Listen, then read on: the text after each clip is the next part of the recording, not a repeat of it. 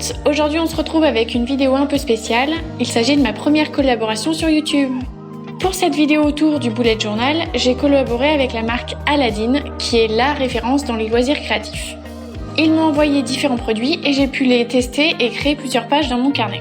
Pour celles qui ne connaissent pas, le bullet journal c'est une sorte de carnet qui sert d'agenda et en même temps de carnet de prise de notes.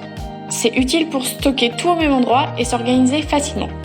J'ai voulu proposer une version ultra simplifiée du bullet journal avec le strict minimum.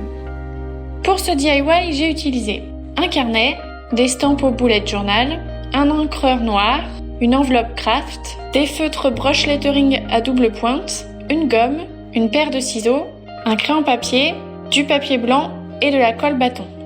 Pour la page de garde du mois de juin, je suis partie sur quelque chose de très simple. J'ai choisi de recouvrir la page avec une feuille de papier basique pour enlever les lignes du carnet.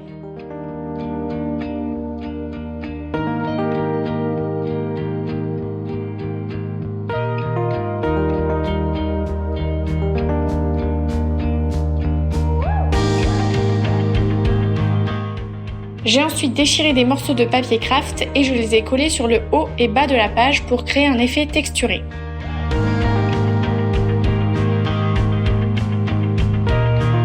C'est également une bonne idée pour remplir la page quand on débute en bullet journal.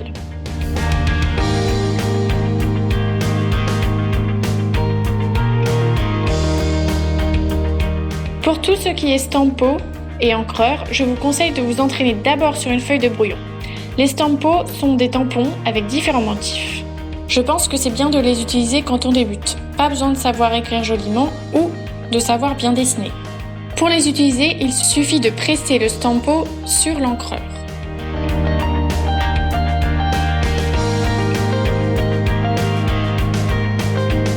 J'ai d'abord positionné le mois au milieu de la page, puis j'ai utilisé un motif de fleurs que j'avais choisi et je l'ai placé autour du mot « juin ».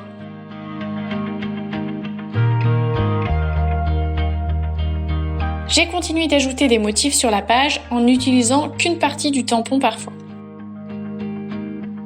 Pour ceux qui n'ont pas ce type de stampo, je vous montre comment reproduire le motif avec un stylo. Tracez 5 pétales, puis ajoutez une ligne sur le bord de chaque pétale.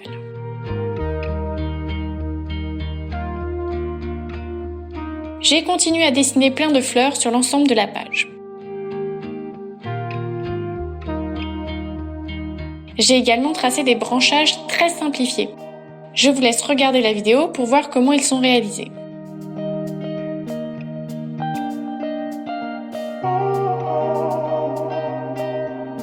J'ai utilisé le côté avec la mine fine des feutres brush lettering pour repasser par-dessus le crayon papier.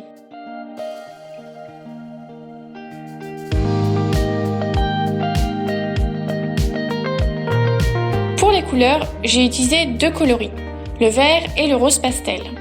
J'ai rempli la moitié de certains pétales de fleurs. Avec le vert, j'ai coloré une feuille sur 2 et repassé par-dessus les tiges.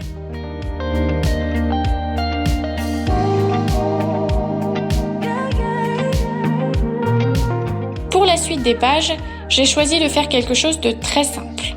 J'ai donc d'abord utilisé un stampo mois universel pour avoir tous les jours du mois de juin. Pour continuer le style de la page de garde, j'ai ajouté un morceau de papier craft. J'ai créé un encart spécial avec le titre « Date importante ». Étant donné que ce mois de juin est beaucoup plus calme, je n'ai pas eu besoin de créer un calendrier jour par jour.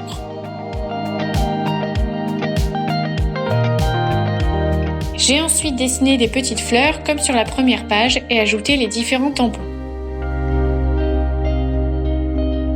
Si jamais vous ratez votre motif en utilisant les stampos, vous pouvez toujours redessiner par-dessus. Pour la 3e et dernière page, j'ai encore utilisé la technique du papier craft. À la base, c'est une vieille enveloppe que j'ai recyclée et gardée pour une future création. J'ai ensuite créé un encart avec les objectifs du mois. J'ai laissé un espace vide à côté pour pouvoir écrire des idées si besoin. Et enfin, j'ai ajouté un grand encart to-do list.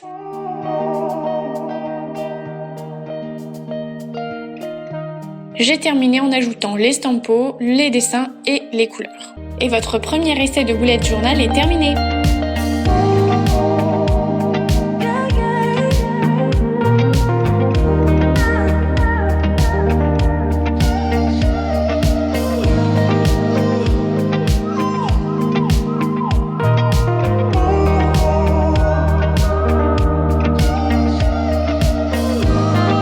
J'espère que cette vidéo vous a plu.